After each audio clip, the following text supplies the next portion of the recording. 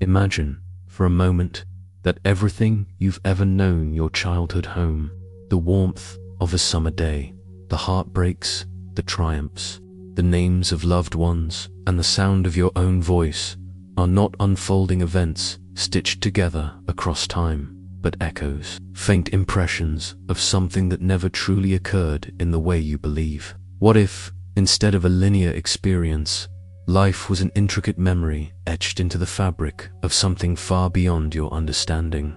Not a sequence of moments, but a single recollection, hazy, beautiful, terrifying, remembered from some place beyond time itself. There is something quietly terrifying and wildly liberating in that possibility. We move through life as if we're building something solid, a house of bricks laid with our actions, choices, and the momentum of forward time. But what if, in truth, we are walking backward through a house already built, only now becoming aware of its walls as we brush our hands against them in passing? If the past is not behind you but beneath you, like a foundation that can never truly be seen, only felt, then is it memory that forms reality? Or is reality simply the illusion that memory leaves behind? This question so deceptively simply invites a quiet unraveling. If your entire life were just a memory, you would not be living it, but recalling it. The thoughts you believe you're thinking now are recollections. The breath you're taking was already taken, and the now you inhabit is only the most recent layer of that ancient remembering. Such a thought brings with it a peculiar feeling, like stepping outside the flow of a river and realizing the current was not carrying you forward, but cycling endlessly in a pool, reflecting a sky that never changes. And yet, this thought is not merely speculative. It begins to rise within us when we dream, those strange moments when the impossible seems normal and time folds like a paper bird, or in déjà vu, when we feel we've been here before, not metaphorically, but precisely here, in this very configuration of breath, light, and silence. These moments tear the thin veil of assumed reality and invite us to ask, is this life being remembered from somewhere else, somewhere before or after this incarnation? The mystics, poets, and quantum thinkers have long flirted with such ideas. The mystic tells us time is a circle, not a line. The physicist says memory might be encoded into the fabric of space-time itself. The philosopher whispers that consciousness may be the projector, not the observer. And in this chorus of perspectives, a new possibility emerges, not that you are simply alive in time, but that time is alive in you. That life is not a sequence, but a sculpture, and memory is the chisel through which you uncover the shape of your own being. To contemplate this is not to escape from reality, but to deepen into it.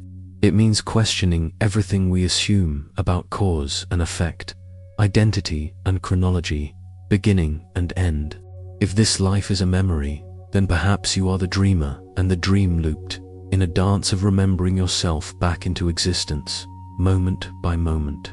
And in that memory, the past is not gone, the future not unwritten, and the present not a fleeting instant, but a convergence, an eternal point where all things meet and become conscious. So then, if your life is just a memory, whose memory is it? Is it yours? Is it the universe recalling itself through your eyes? Is it God remembering how it feels to be finite? Or perhaps memory itself is the creator, and you are the echo of its endless act of becoming. Whatever the case, this journey begins with a simple pause, breath taken not to proceed, but to look inward, to soften the lens, and to ask without demand, what if I am remembering life, not living it? In this exploration, we won't chase definitive answers, for that is the language of linear thought. Instead, we will wander deeper into the architecture of perception, tracing symbols, illusions, and truths that echo across both science and spirituality. We will descend into the patterns that hide beneath the surface of time, peeling back the veil that separates what we think is happening from what may truly be.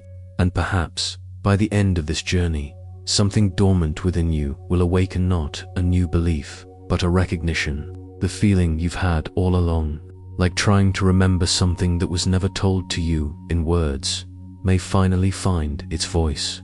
To accept the notion that life may be a memory is to confront a hidden architecture, a scaffolding of reality that seems to vanish the closer we look. Yet the closer we look, the more it reveals itself, like a pattern unfolding in slow motion behind a veil of ordinary perception.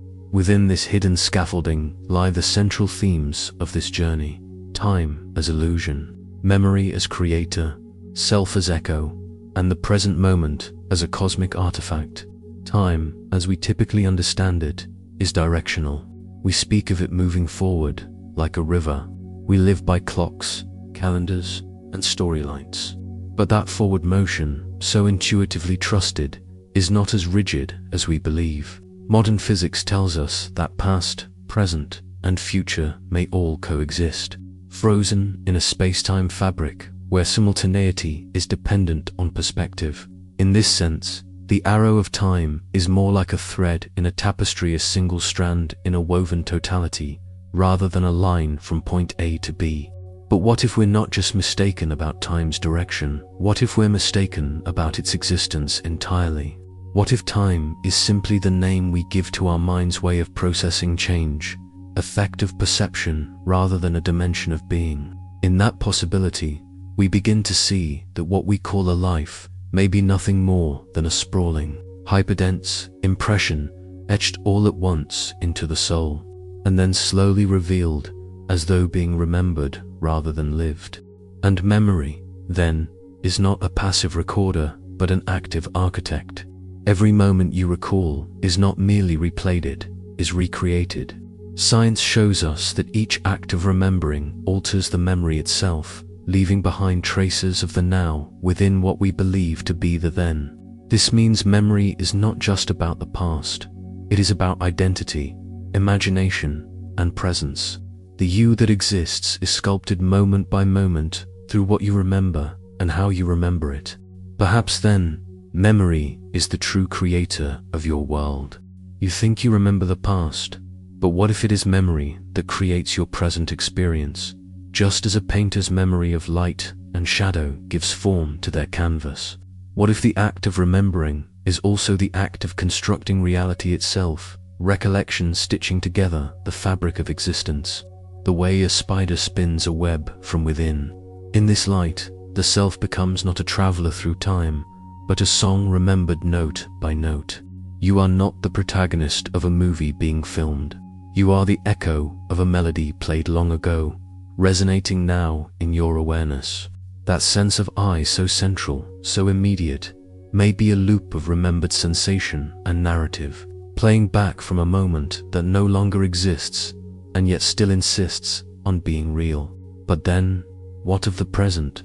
Is it a fixed point, a thin slice of existence wedged between two voids?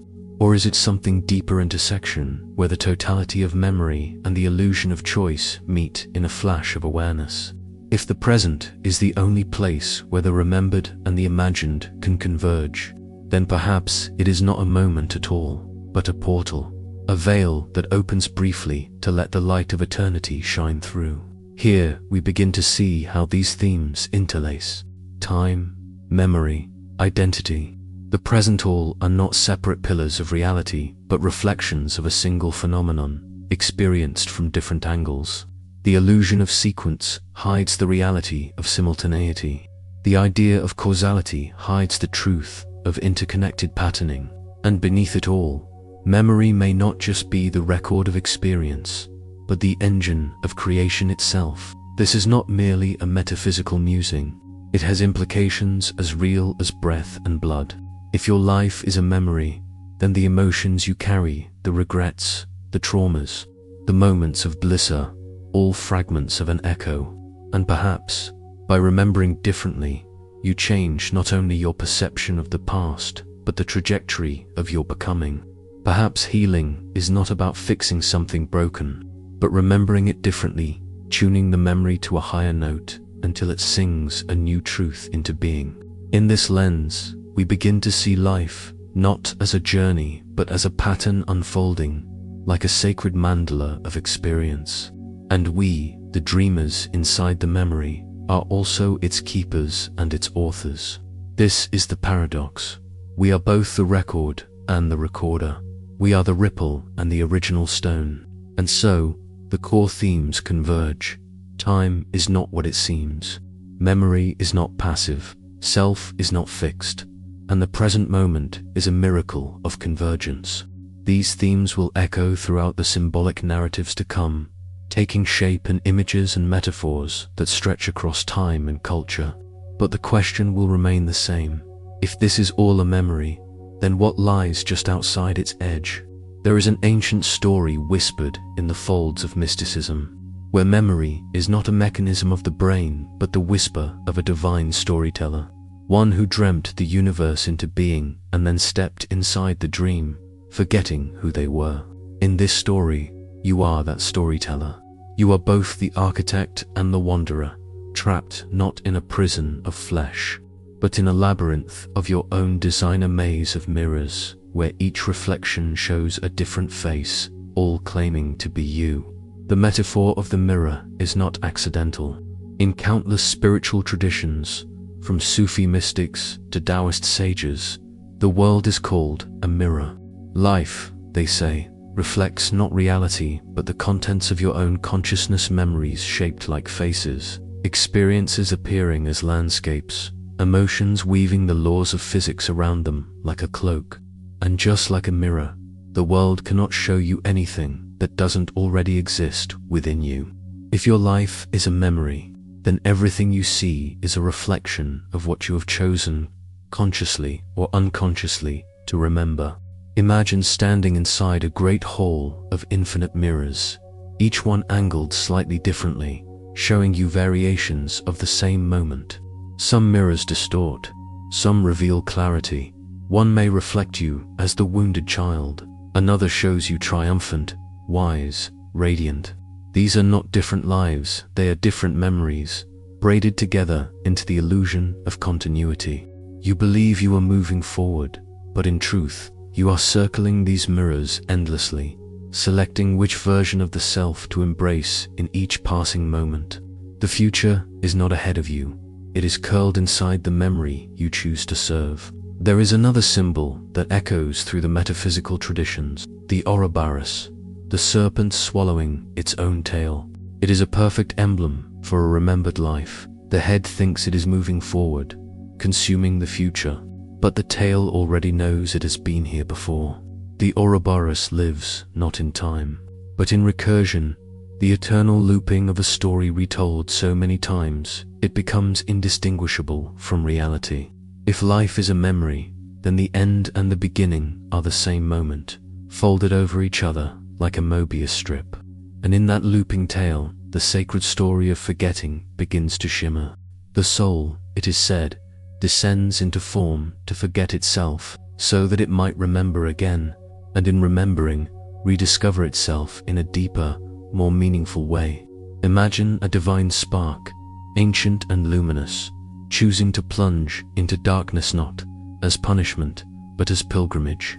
It casts off its knowledge like garments at the shore, stepping naked into the river of time. And every face it wears, every name it assumes, every pain it endures, become brushstrokes in a cosmic fresco it cannot yet see in full. This myth lives in you. You have forgotten that you chose this, forgotten that the stories you suffer are not shackles, but sacred scripts. Each trauma, a riddle, each regret, a doorway, each joy, a breadcrumb on the path back to the center. The dream you inhabit this life is dense with symbols, echoes, déjà vu, and synchronicities, not because it is chaotic, but because it is hyperstructured. A symbolic language is trying to break through the fog of your memory, speaking to you in strange coincidences and half-remembered visions. There is an old parable told in hushed tones by monks who study dreams. A man falls asleep and dreams an entire life, birth, love, loss, aging.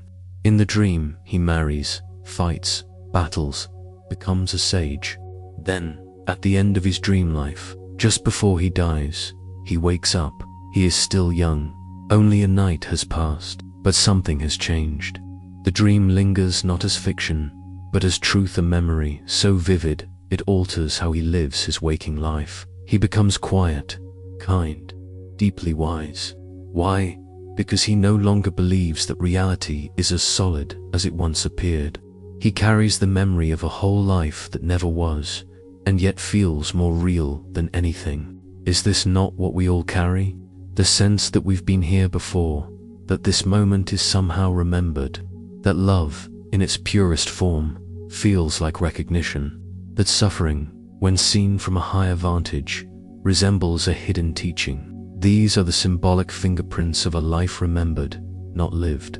Your intuition, your inner knowing, that quiet voice that knows the truth long before the mind does, is not predicting the future, it is remembering it. The most haunting metaphor, perhaps, is that of the library, a boundless, eternal space filled with books that write themselves. Each book is a life. Some stories are tragedies, others redemptions, but they all come from the same author, and the author has amnesia.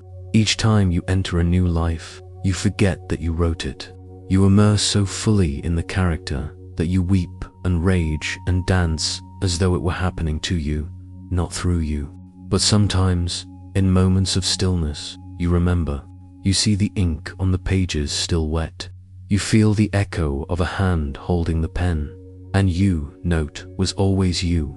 In the next section, we will descend from these celestial metaphors and explore how this awareness might shape the way you live, love, and make choices in your everyday world. But before we do, ask yourself this: what if the symbols that haunt your dreams and the memories you cannot explain are not glitches, but guides? What if everything you have ever called reality is just the coded poetry of a soul trying to remember itself? If your entire life is a memory rich, symbolic, and echoing with the brushstrokes of your own divine hand, then the question no longer becomes, what will happen? But how shall I live in the knowing? The moment this possibility takes root in the soil of your awareness, the very ground of your being begins to shift. Choices, once burdened by uncertainty, now become a form of remembrance. The anxiety of control softens, and life transforms from a battlefield into a canvas. Let us begin with the simplest yet most radical premise. Presence is memory made conscious. The more deeply you inhabit this moment, the more clearly you can feel the imprint of what has always been. And in that presence, the illusions of linear time lose their grip. Regret and fear, the twin pillars of time's false authority, begin to dissolve. Regret feeds on the illusion that the past could have been different. Fear thrives on the belief that the future is a stranger. But if all of life is memory, a spiral already inscribed in the architecture of soul, then the present is not a knife's edge between two vast unknowns, but the place where all timelines converge. This has immense implications for how we relate to our past. So often, we carry our wounds like anchors, believing they weigh us down.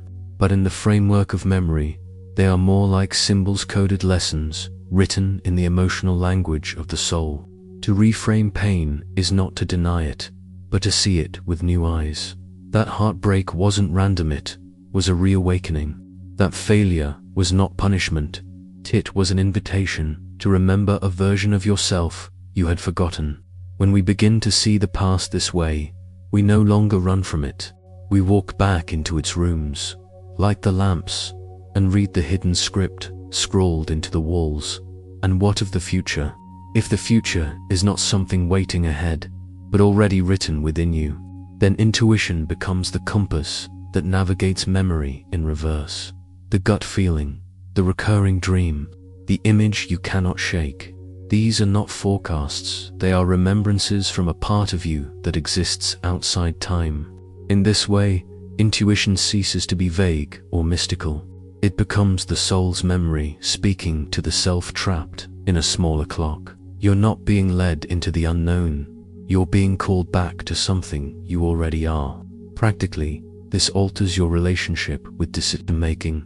You no longer chase outcomes, you listen for alignments. You don't ask, what's the best choice? You ask, which path feels like remembering? This is subtle, but revolutionary. One choice may glitter with logic, but feel hollow, while another may terrify the mind, but resonate like déjà vu. Trust the resonance. It is the whisper of memory saying, "You've walked this path before, and it leads you home." This also changes how you engage with others. If all lives are memories, then every person you meet is a remembered fragmentum reflection of your own interior narrative. The people who trigger you are not enemies. They are forgotten aspects of your own psyche knocking at the door. The ones who enchant you are mirrors of your deepest self-recognition. Even strangers can stir emotions buried in past lives or soul stories beyond this timeline. Seen through this lens, relationships become rituals of remembrance. Love becomes less about attachment and more about awakening. You're not building something new with someone, you're remembering something ancient, something sacred, something unfinished. In your work, in your art, in your quiet hours of doubt, this awareness invites a gentle but profound shift. Rather than striving to become, you begin to express what already is. You are not creating your life from nothing. You are peeling back the layers to reveal a memory long held in silence. Your greatest contributions are not inventions, they are recoveries. The more you remember, the more what you offer the world becomes timeless. Even suffering changes texture in this frame. It does not disappear, but it is no longer meaningless. Pain becomes a portal. When life feels unbearable, the question becomes not, "How do I fix this?" but "What am I being asked to remember through this?" In this way, even hardship becomes sacred. Even chaos has coordinates. There is a hidden kindness in this awareness, a sense that even in the darkest chapters, the hand that writes is not absented, is simply writing in a language we have yet to translate. To live as though your life is memory is not escapism. It is not passivity. It is a fierce kind of courage. It means trusting the story already embedded in your soul's architecture. It means aligning with what is deepest in you, even when the world demands something else. It means making art, not because you must, but because you remember how it feels to create. It means walking into the unknown, not with fear, but with recognition as if something there has been waiting for you. This perspective does not promise ease, but it offers depth. It invites you into a life of sacred remembering, where every moment has a texture, every encounter a purpose, and every breath the rhythm of an ancient story told by the stars. And this memory, this mysterious, eternal truth you carry is not something you earn. It is something you awaken to, again and again, in silence, in stillness, in love, in grief, in wonder. And so we arrive at the threshold of the final part of our journey. You've looked into the mirror of metaphors. You've walked the corridors of symbolic memory. Now it's time to draw the threads together to call forward transformation, not just as an idea, but as a lived shift in consciousness. The dream is ending, or perhaps it is just beginning again. There comes a moment, not marked by time, but by awareness, when the seeker becomes still enough to hear the echo that has always followed them. It is the voice before language, the pulse beneath action, the presence behind the eyes. And when this echo becomes clear, when the soul finally recognizes the rhythm of its own ancient footsteps, something profound stirs. You no longer chase awakening you. Remember that you were never asleep. This is the space we now enter, the edge where questions dissolve, and all that remains is the deep, trembling, knowing that you are the memory you've been trying to retrieve. All the years of striving, of searching, of becoming, they were the labyrinth walls. And now you find yourself at the center, not because you arrived, but because you stopped running. You remembered. If your entire life is just a memory, a dream dreamed from a vantage point far beyond the confines of the waking world, then you are both the storyteller and the character, both the sky and the storm. The illusion was never that you weren't real. The illusion was that you were incomplete, that you had to earn your way back to something already written in the marrow of your being. But you are not a sentence in a book trying to find its place. You are the book itself, opening page by page, dream by dream, until you remember the hand that wrote you into existence. This realization is not meant to paralyze, but to liberate. For if life is memory, then everything is an invitation. Every encounter, every detour, every heartbreak, it all becomes sacred ground. There are no wasted moments, only unread messages. You begin to walk differently, speak differently. You no longer rush through experience hoping to arrive. You dwell within it, listen deeply, live as if the wind has something to say, and even the silence carries your name. The transformation is subtle, but seismic. You shift from resistance to resonance, from reaction to remembrance. You stop asking life to justify itself and start asking, what am I remembering through this? The smile of a stranger becomes a portal, the ache in your chest, a messenger. The dream you had at age 7 suddenly flickers with meaning you could never have grasped then. It all starts to align, not in some neat logic puzzle, but in the language of symbols, patterns, and feeling. You begin to feel the shape of your life, the way a blind sculptor knows the form hidden inside the marble. And so, what now? Now you begin not to build a new self, but to return to the one that always was. You shed layers, not to escape your past, but to hold it with reverence. You let go, not out of fear, but because you remember that what's truly yours never leaves. You don't chase your future, you court it like an old lover, recognizing the steps of the dance from another time. This way of being is not bound by calendars or clocks. It is circular, like the turning of constellations or the slow blooming of galaxies. Your growth is not linear, it is spiral. You return again and again, but each time with greater depth, greater softness, greater wisdom. Life stops being something that happens to you. It becomes something that remembers through you. And in this remembering, you become a light, not the kind that blinds, but the kind that reveals the gentle glow that helps others see the shape of their own forgotten dreams. You won't need to preach, convert, or prove. Your presence will be enough. The way you pause, the way you notice, the way you love it will all carry the subtle fragrance of someone who has touched the fabric of reality and knows it for what it is, woven from memory, laced with mystery, endlessly returning. This is your invitation to live from the center of the spiral, to dream awake, to treat each moment not as mundane, but as mythic, to love not as transaction, but as remembering, to breathe not just to survive, but to feel the echo of your own eternal name filling the spaces between all things. Because, in the end, perhaps the truth isn't that life is a memory. Perhaps the truth is even more mysterious. Perhaps you are the memory the universe is trying to recall. And now, beloved dreamer, the path is yours again, not because it was given to you, but because you finally remembered you were the one who wrote it.